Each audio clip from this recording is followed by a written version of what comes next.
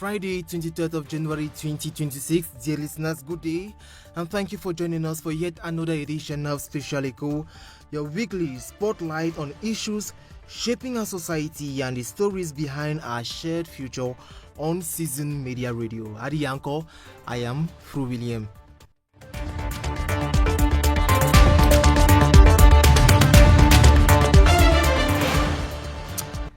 Dear listeners, today we dive into a topic that affects every farmer, every homeowner, every investor, and every young person dreaming of owning land someday.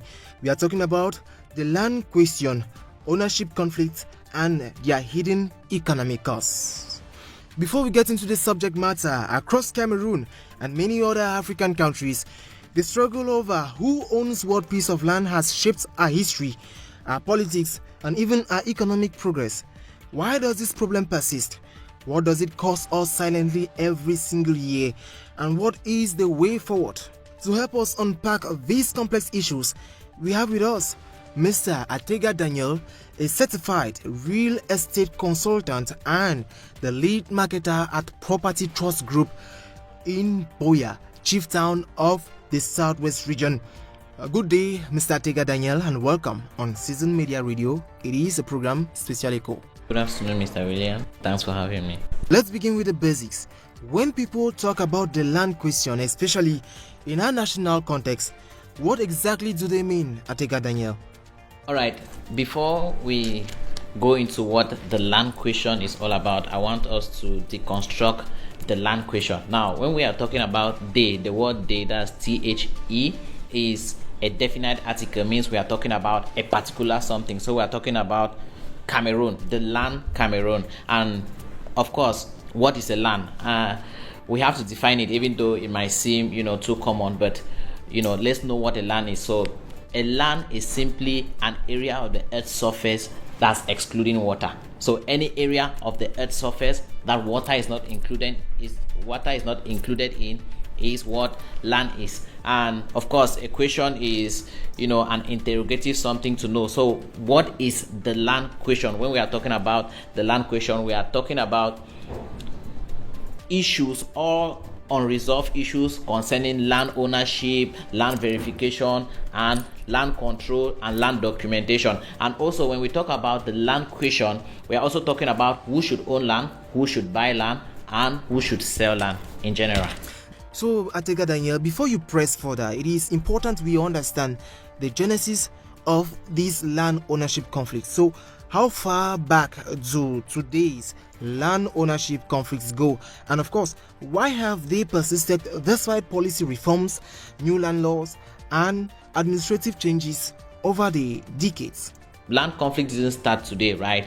I remember when I was in my from between 10 to 15 years, when my parents will put up a Nigerian movie, and we see how parents or brothers kill brothers, parents attack other parents, families go into division, conflicts, they lose trust with each other just because of land issues. So land conflict and issues didn't start right now. It started back then, even before the independence, and right now there are still land conflicts. And the reason why land conflicts persist now, the most reason, is because of the traditional land ownership that is overlapping with the state ownership.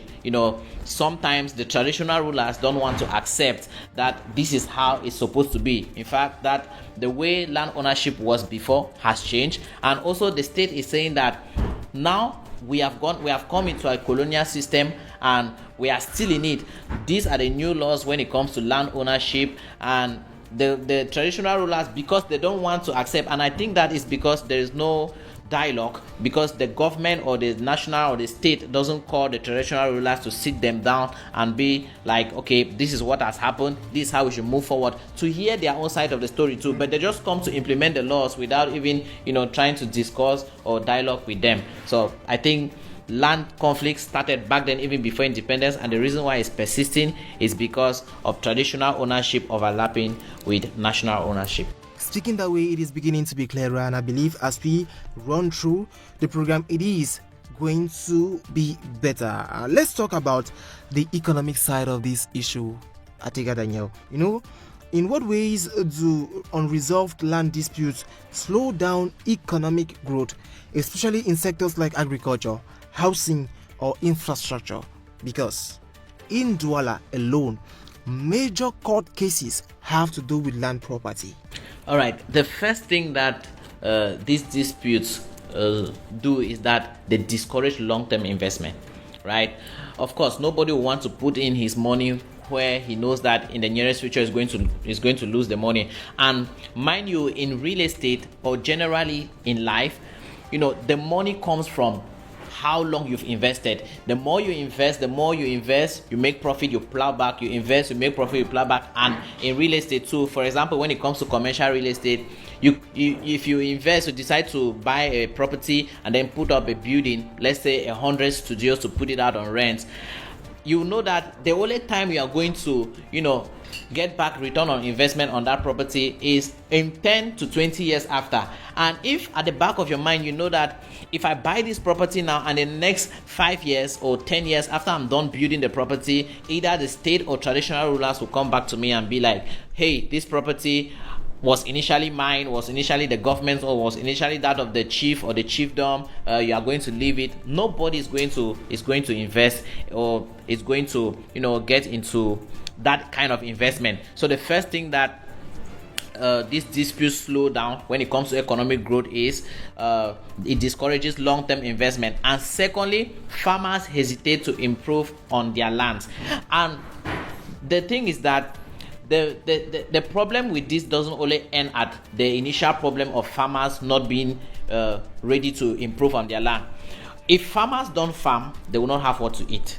If farmers don't farm, they will not have money, because it's from the farming that they have their businesses, and from the businesses they make money, and from making money they send their children to school. So if there is an unresolved conflict, or if there is an effect that this conflict land issue is having, it doesn't, the way the government should fight to stop it is not as if it has one effect. It has a second level, third level, fourth level kind of effect. If the government decides to resolve the issue of farmers and lands, the government has helped them to eat, the government has helped their children to go to school, the government has helped them to make money, because also is also going to reduce theft, because they are farmers where if there's nothing to eat, they begin to intrude into their neighbors' farms and stuff like that. And I think the third way it slows down economic growth is that developers delay housing projects. Because, for example, I am a real estate consultant based in Boya,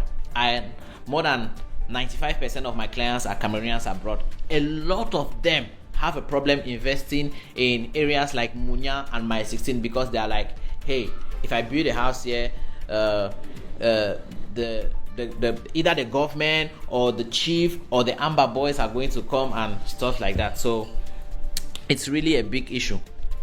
I take it, Daniel, in every society we have laws, that govern this society, and we cannot talk real estate without making mention of the law. So do our current land tenure systems encourage fair access and secure ownership, or do they unintentionally fuel more disputes, according to you and from what you have gotten from the field?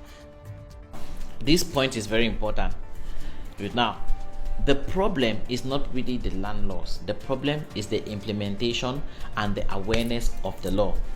Now, what a lot of people don't know is that, first, there are two ways in which you can generally buy land in Cameroon.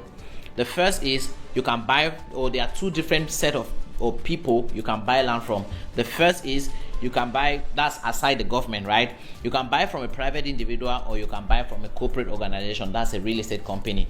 And the safest way in which you can use to buy land is to buy from a real estate company. The reason why you should buy first from a real estate company is because they have a reputation to protect. The real estate company is there for the longest term. And there are also factors you need to take into consideration before buying from a real estate company. Recently, I was hosting a webinar teaching some Cameroonians abroad on what to consider before buying land here in Cameroon. And I told them that if you are looking for a trusted or genuine real estate company in Cameroon, the first thing you should check is who is the face behind the brand. Who is the person? Because if the person doesn't have integrity, of course, in the long run, that business is going to fail and your investment is going to fail. The real estate company will have a company lawyer, they will have a company surveyor. In fact, some real estate companies like the one I'm working with, Property Trust Group, they have a direct partnership with the regional delegate. You see, so stores like site plans and survey plans, they come directly from the regional delegate. And also, cost of documentation is very low when you are buying from a corporate body. Now, the downside of that is that a lot of people don't know that there are established corporate bodies or real estate companies in Cameroon. A lot of people don't know. Now, when you are going to buy from a private individual and the only thing the person wants is his money. The moment the agent takes the money, the family share the money. If there is any other problem and you go back there, they are never going to resolve it. For example, we sold a property at Bova 2. That's just 5 minutes drive from Boya town. We sold the property to one of my clients in Belgium, and when his surveyor and his engineer went there to start the foundation, some guys or some junkies in the quarter just came and stopped them. I'm like, okay, why did you guys cut this tree down? We sold this land, we did not sell the tree, so you guys have to pay us for the tree, or you were supposed to normally call us to come and cut our tree. Then my client, the engineer got to the client called me and was like, Daniel, there's a problem. Those guys have stopped my work on my property. Immediately, because we have a whole team called the Land Inspectorate Commission, I called the head of lands and like, there's a problem on that property, go and solve it. See that kind of thing now. What if it was a private individual? So people should learn how to purchase a property legally, because the land laws are not really a problem. It is the process and then the implementation and the awareness that's a problem. But government reforms and commissions have attempted to fix these problems, but then again they still persist. In your view, how effective have these efforts been in resolving long-standing land issues? For example, in the city of Douala today, in major neighborhoods, when you pass by, you often see something like, this family domain is not for sale. This plot of land is not for sale. Referring to the fact that there are issues on that plot of land, and you will see most often at times a red cross on these properties that are not for sale. So government reforms have tried, commissions have also attempted to fix these problems. In your view, how effective have these efforts been in resolving long-standing land issues? When it comes to government laws, the effectiveness is only on paper. Wow. Yeah. What do you mean by that? Are you saying that the laws are just being announced but are not implemented on the field? Exactly. The government is not really making sure that the laws be implemented 100%. And when we are talking about the government, we are talking about a whole body, right? Because the government starts from the top to the bottom. So when the people at the top, right, make a decision or come out with a law concerning land, the people at the bottom are supposed to respond with implementation. But now the people at the bottom had already created a path, or should I say a wrong path, where finance comes into them very well. Now when those people at the top send a law that implement this law, but because they don't want to, if they know that if they start implementing this law, money will stop flowing in from this path that they created, right? So they take the law, they announce it and say the government has said we should do this, and then they keep the law and they keep doing what they are supposed to do, because they know that from that road money is coming into it. Wow, this is quite interesting, Atega Daniel. Let's take a break and we are going to proceed right after.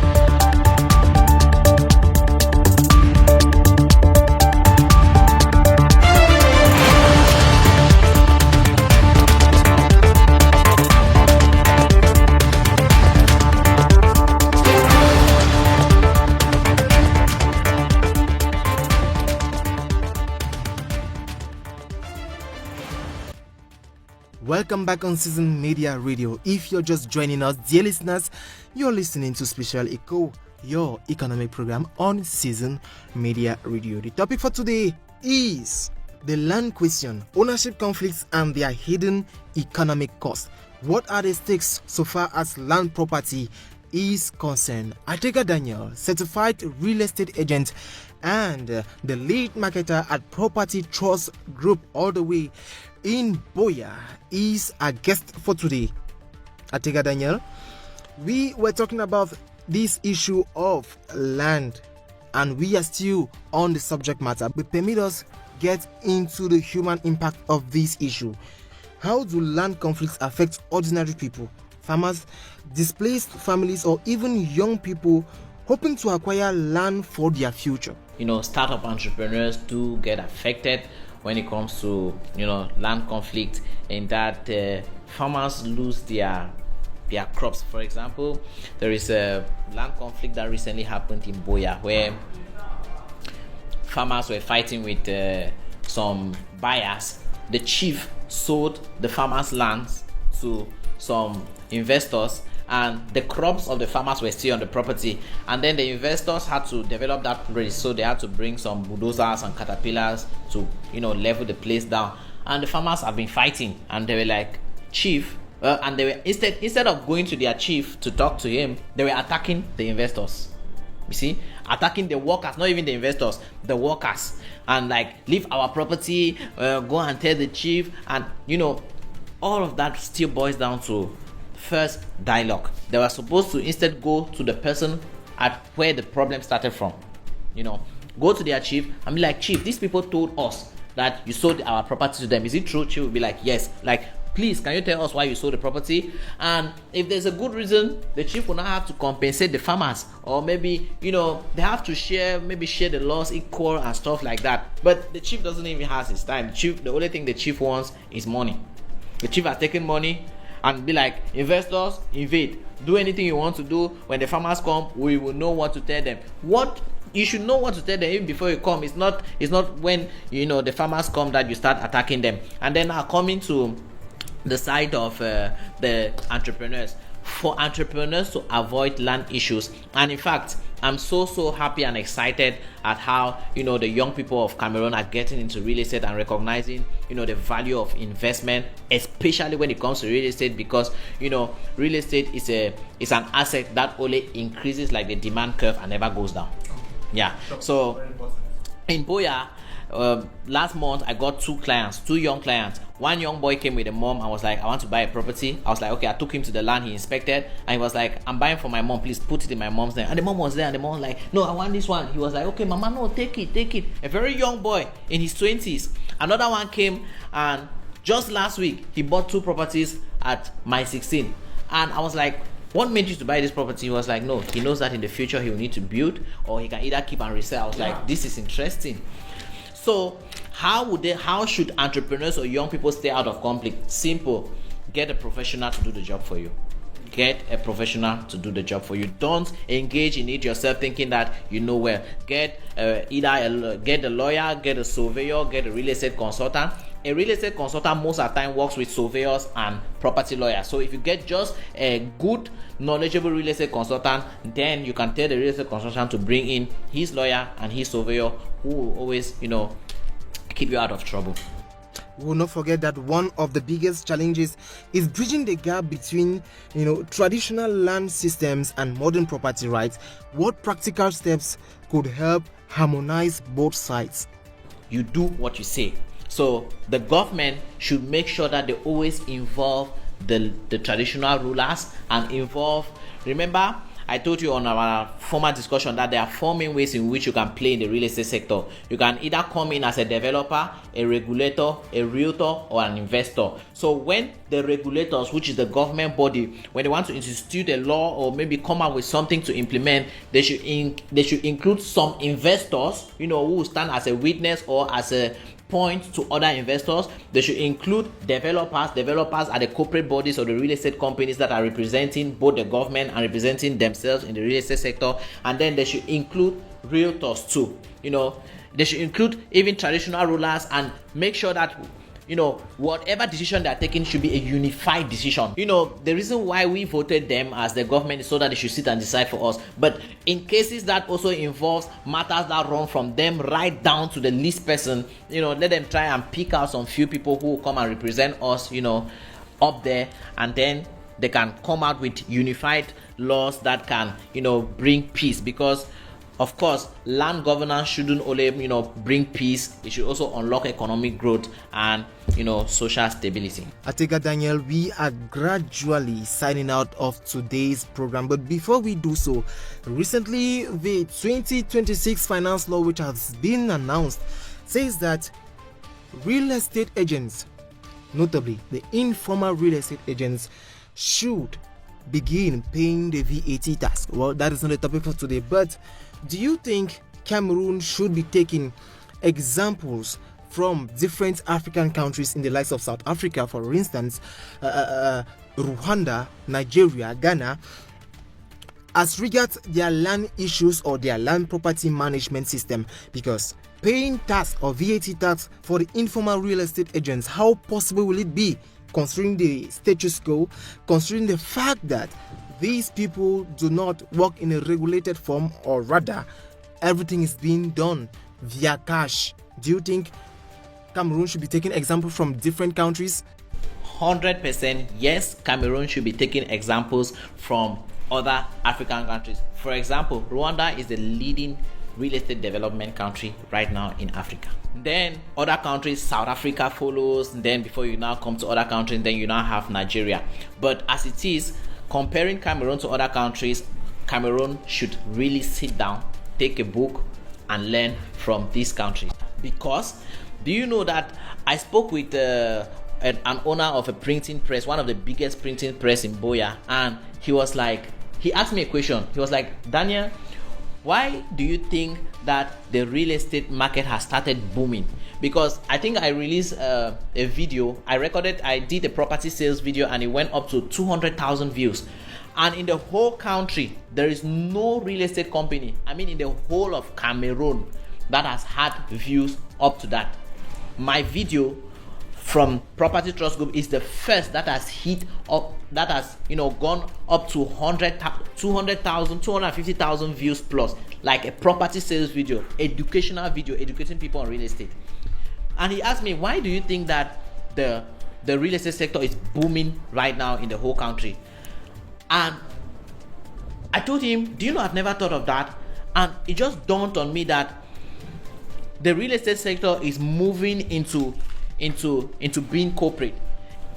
Back then, we were only hearing about agents, agent immobilier, stuff like that. And the only thing that could come to the mind of somebody when it comes to real estate is that we're only hearing of real estate agents. But right now, the real estate sector is becoming very corporate. I'm seeing, strong real estate organizations and companies coming in, registered, recognized by the government, who are taking over the real estate space here in the country.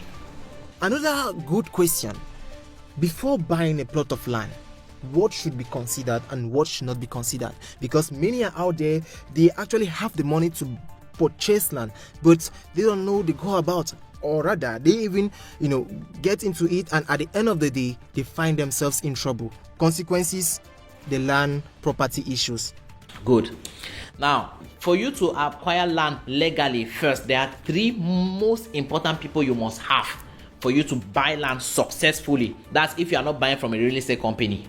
The first is you must have a lawyer, a property lawyer, somebody who understands land laws in Cameroon. And the job of this property lawyer is that he's going to check the documentation and everything. He will take the document, if the land has a land certificate, he will take the land certificate to the land registry and even verify whether that certificate is true or authentic or not. The second person you need is a surveyor. You must have a surveyor who will go and measure and check that the coordinates of the property is intact. And the third person or the third service you need is that there's a service of a real estate consultant, because you cannot do it on your own. A real estate consultant, what is his job? His job is to identify and give you or show you the best deals in town, the deals that are void of dispute, void of problems, and void of encumbrances. But you see that if an individual or a person ignores these three people and goes ahead by himself, he's just putting himself up to chance and luck, right?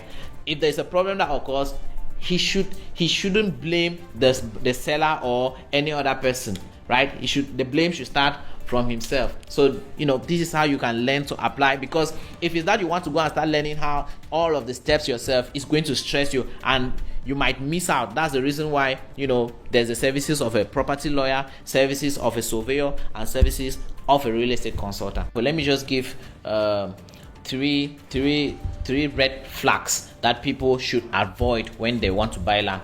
Number one, if the place is a swampy area, please run away from that place. That land is going to be acquired by the government in the nearest future.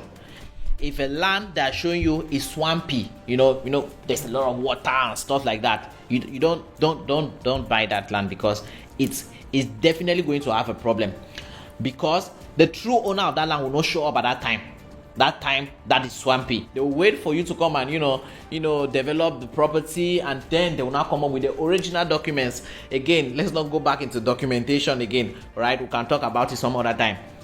Number two, if you see cable lines passing on a particular property, please avoid it, especially the main cable lines. Avoid it. It's a government property, it's a national land. And number three, if the place is very steep and hilly, like as steep as, avoid it. That property is going to be acquired in no time. It's just that these are stuff that people don't know. You now see why you need the services of a real estate consultant, right? Because the real estate consultant has been there to acquire the knowledge on your behalf to help you, get that kind of a property. Now, when it comes to the implementation, like I said earlier, the blame goes round. If they say don't empty, your bin here, and people come and keep emptying the bin there, the first thing you should react, of course, there's a penalty to it, but the first thing you should ask is, why is it that these people keep emptying this bin here after we have denied that they shouldn't? Is it that they are not human beings? Because human beings reason. Because before coming to empty, every human being has emotions. Something has told him that, remember that they have said you should not empty that bin in that place. But they will go because sometimes they don't also have a choice. Now, let's put it this way. What if in every main street in the country they put a dustbin, like the big dustbin, right? And they say that if they catch you emptying somewhere else, of course there will be some stubborn people who will empty, but you will now see that majority of people now will be going to the dustbin. The reason why they go back to where they have refused them is either because the place where they have to empty is very far, or it doesn't even exist at all. Yeah, so same now boils down to real estate. So if they say don't buy this land here and buy this land here, it's just stubbornness too. Why? Go and ask, why shouldn't I buy this land here? Go and ask, why should I empty this dustbin here? They say because there's a dustbin here. You'll not be like, no, it's too far. If I get up here, it will take me 30 minutes to go there. Can you bring another one here? That's the thing now. Would the government bring that one there? Thank you so much, Atega Daniel, for shedding light on a topic that affects everything in our society, from our food production to our housing, from youth opportunities to national peace. It is and it was a pleasure having you with us.